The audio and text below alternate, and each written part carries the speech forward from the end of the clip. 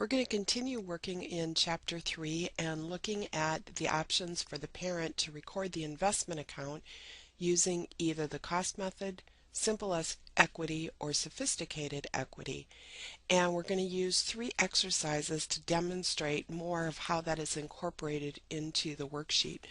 So we're going to start with exercise 3.4, which is a continuation of exercise 3, so you need to read in your text the information for both of those. And you see that the price paid in exercise 3 for the acquisition was $272,000.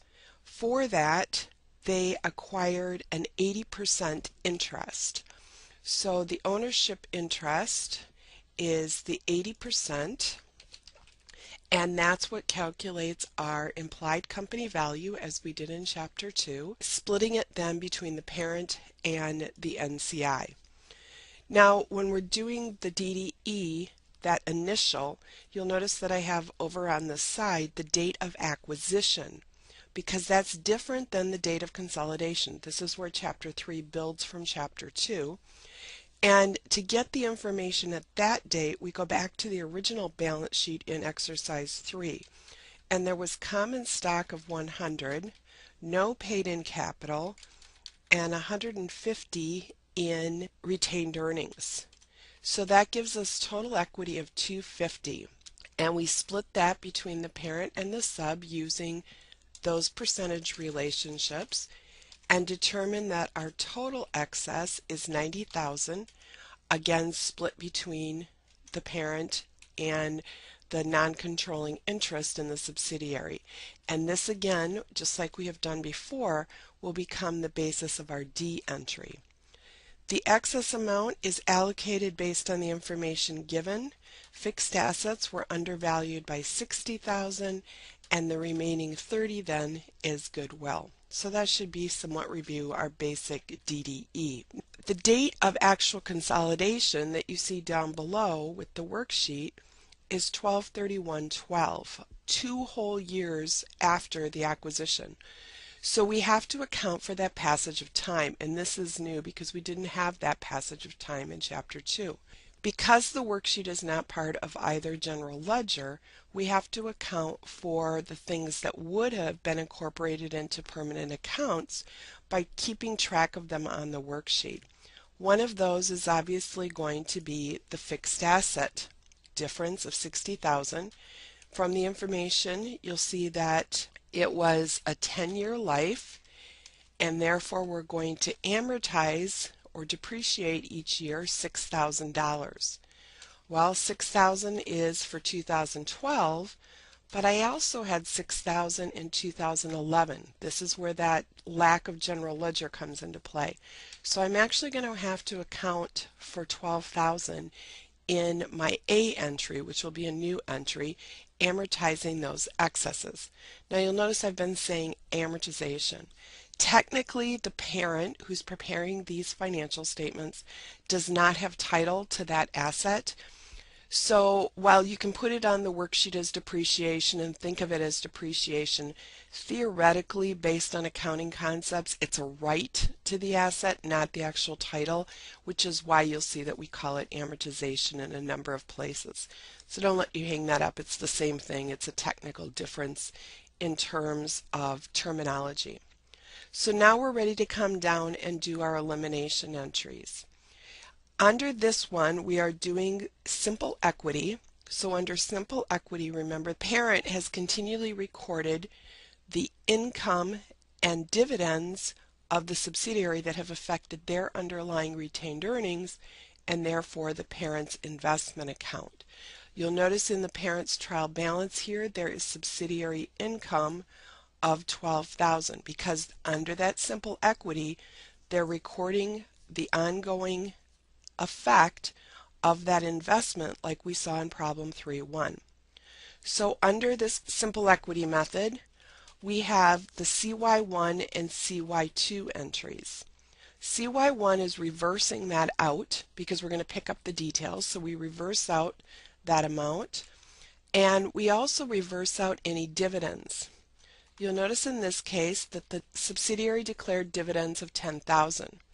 we're entitled to 80% of that. So we're going to eliminate 80% of that from our investment account because that's where it was recorded.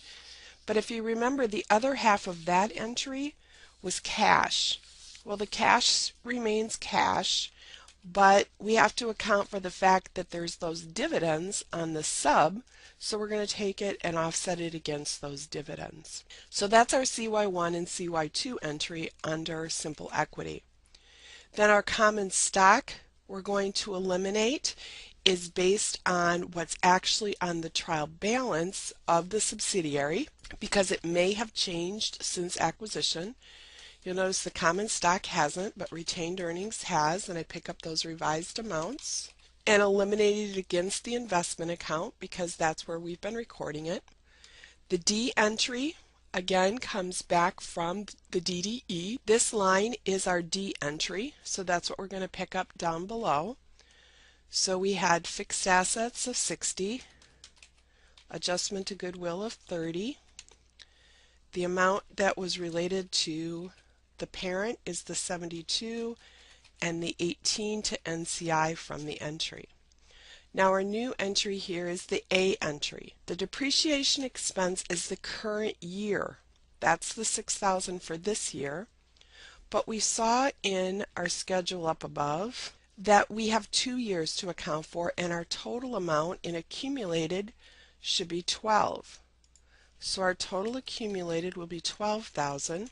And you'll notice that there's 2 lines here for the prior year.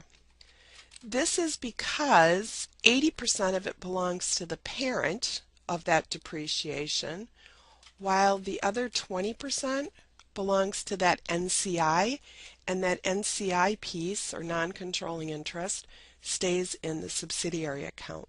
So there's our entries, and we are then ready to put those in to the worksheet.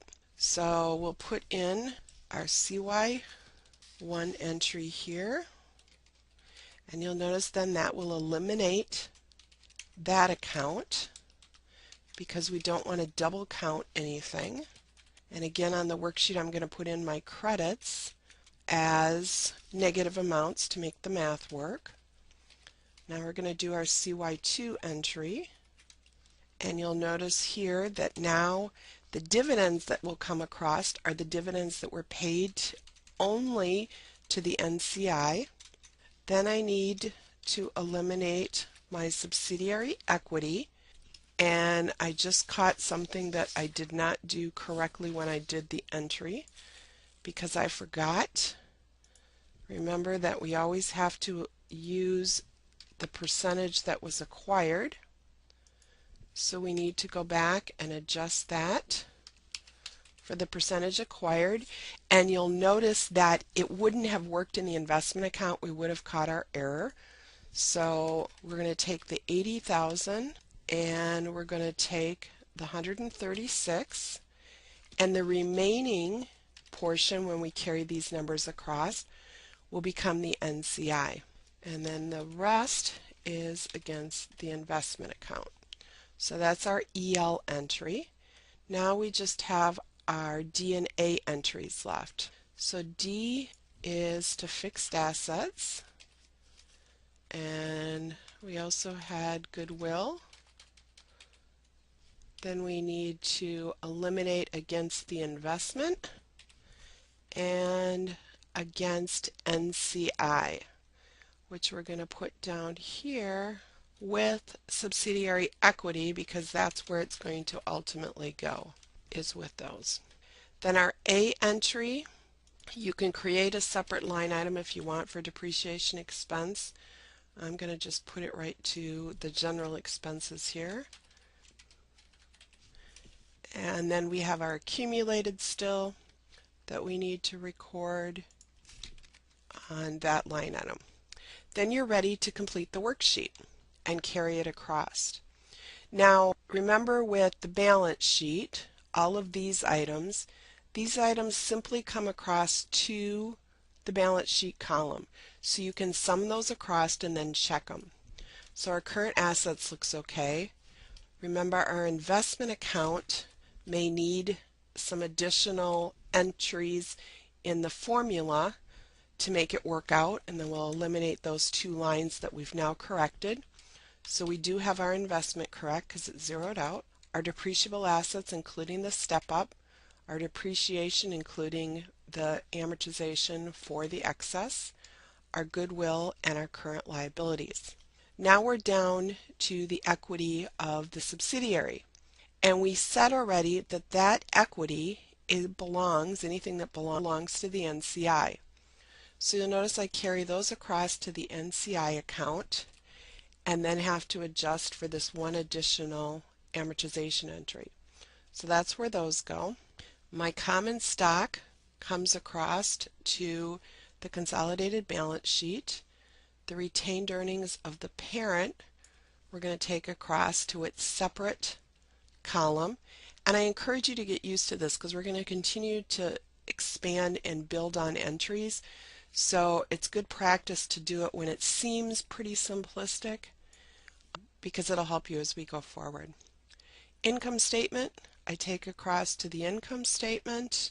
You notice the subsidiary here, that's totally zeroed out. All I have left is the dividends declared. And those, again, I'm going to carry across to the NCI column because that's where they belong. Now I want my subtotals in here because we're going to add another piece by adding a distribution. We have to distribute between the parent and the NCI, and we're going to show you how that works. So I'm just putting in my subtotals here. And I'm just going to carry that across.